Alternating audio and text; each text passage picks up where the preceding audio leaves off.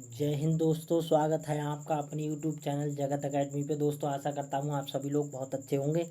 आज की वीडियो में हम सेकंड प्रश्न पत्र फर्स्ट सेमेस्टर का जो सेकंड प्रश्न पत्र है उसका चौथा पार्ट है शिक्षण के सूत्र, उसके बहुविकल्पीय प्रश्न करेंगे।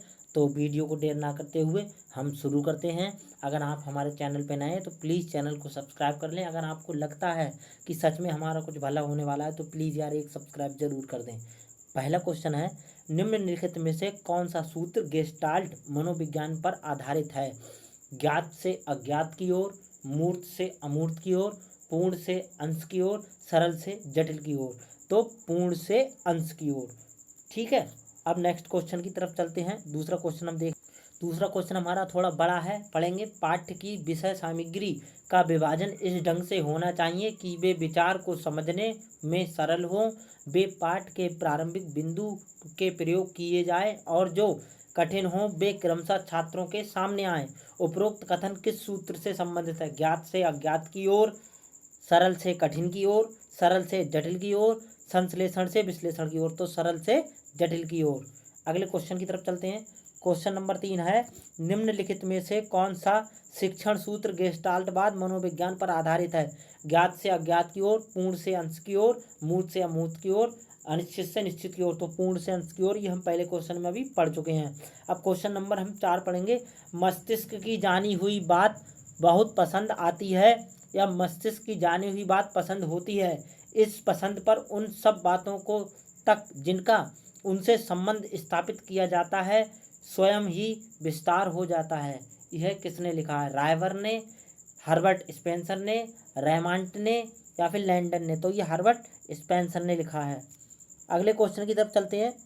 बालक को पूरी बात बताने के बाद ही उसके भागों को बताइए। किस सूत्र की ओर संकेत करता है? स्थूल से सूक्ष्म की ओर, प्रत्यक्ष से अप्रत्यक्ष की ओर, विश्लेषण से संश्लेषण की ओर या पूर्ण से अंश की ओर? तो पूर्ण से अंश की ओर लेके चलता है। नेक्स्ट क्वेश्चन की हम जब बात करते हैं, शिक्षण के पूर्व ज्ञान को नए ज्ञान से आधारित करना चाहिए। यह वाक्य किस शिक्षण सूत्र की ओर संकेत करता है? कठिन से सरल की ओर, अनिश्चित से निश्चित की ओर, ज्ञात से अज्ञात की ओर, अनुभव से तर्क की ओर? तो ज्ञात से अज्ञात की ओर।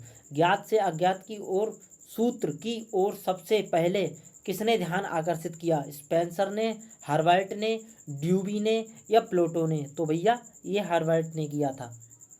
अब क्वेश्चन नंबर आपका 8 है, स्थूल से सूक्ष्म की ओर शिक्षण सूत्र को किस अन्य नाम से भी जाना जाता है? प्रत्यक्ष से अप्रत्यक्ष की ओर, मूर्त से अमूर्त की ओर, अनिश्चित से निश्चित की ओर या पूर्ण से अंश की ओर? तो ये हो जाएगा आपका मूर्त से अमूर्त की ओर। ठीक है, अब चलते हैं अगले क्वेश्चनों।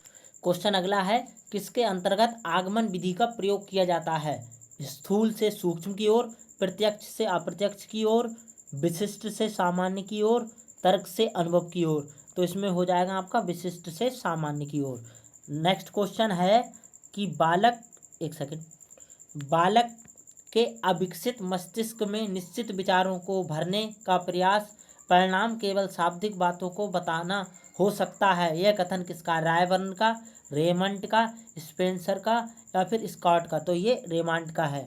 क्वेश्चन नंबर 11 है, शिक्षण सूत्रों के प्रयोग का एक लाभ यह भी है, शिक्षण पद्धतियों के प्रयोग संभव होता है, शिक्षण सरल एवं रोचक बनाता है, शिक्षक को आनंद आता है, छात्रों को मनोरंजन आता है। तो नहीं, ये होगा दूसरा, शिक्षण सरल एवं रोचक बनता है। क्वेश्चन नंबर 12 है कि शिक्षण सूत्र शिक्षण सिद्धांतों को प्रदान करते हैं। शिक्षण में व्यावहारिकता, शिक्षण में सहायक सामग्री, शिक्षण में मूल्यांकन या शिक्षण की उपदेयता? तो ये शिक्षण की उपदेयता हो जाएगा। शिक्षण सूत्र नहीं है सरल से कठिन, स्थूल से सूक्ष्म, स्थिर से गतिशील, सामान्य से विशिष्ट। तो ये स्थिर से गतिशील, डायनेमिक। क्वेश्चन नंबर 14 है, पूर्ण से अंश की ओर शिक्षण सूत्र आधारित है। गेस्टाल्ट मनोविज्ञान पर, बाल मनोविज्ञान पर, प्राणी विज्ञान पर या जीव विज्ञान पर? तो ये हमारा क्वेश्चन आपको बताएगा, ये हो जाएगा गेस्टाल्ट मनोविज्ञान पर।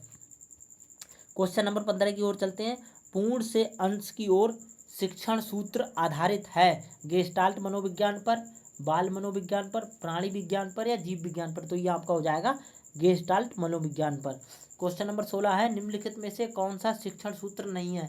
ज्ञात से अज्ञात की ओर, निकट से दूर की ओर, मृत से जीवित की ओर, सरल से कठिन की ओर। तो मृत से जीवित की ओर हमारा ये क्वेश्चन नहीं होगा।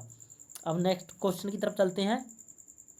क्वेश्चन है कि किस सूत्र का संबंध आगमन विधि से है? स्थूल से सूक्ष्म की ओर, विशिष्ट से सामान्य की ओर, ज्ञात से अज्ञात की ओर, या फिर मूर्त से अमूर्त की ओर। तो विशिष्ट से सामान्य की ओर।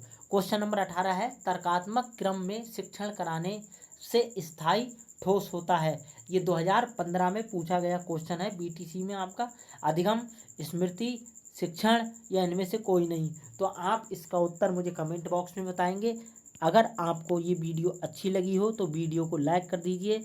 अगर आप मेरे चैनल पे नए हो तो प्लीज़ चैनल को सब्सक्राइब कर लीजिए, क्योंकि आप लोगों के सपोर्ट से ही हम आगे बढ़ पाएंगे, आपके लिए कुछ बेहतर कर पाएंगे। मैं जल्द ही 3rd सेमेस्टर की क्लासें भी लाने वाला हूं, और इनमें भी और पेपरों के ऑब्जेक्ट भी आपको मिल जाएंगे। अभी हम ये 1st सेमेस्टर का द्वितीय पेपर कर रहे हैं, और उसमें आज हमने ये 3रा चैप्टर किया है। चलिए मिलते हैं अगली वीडियो में, तब तक के लिए जय हिंद।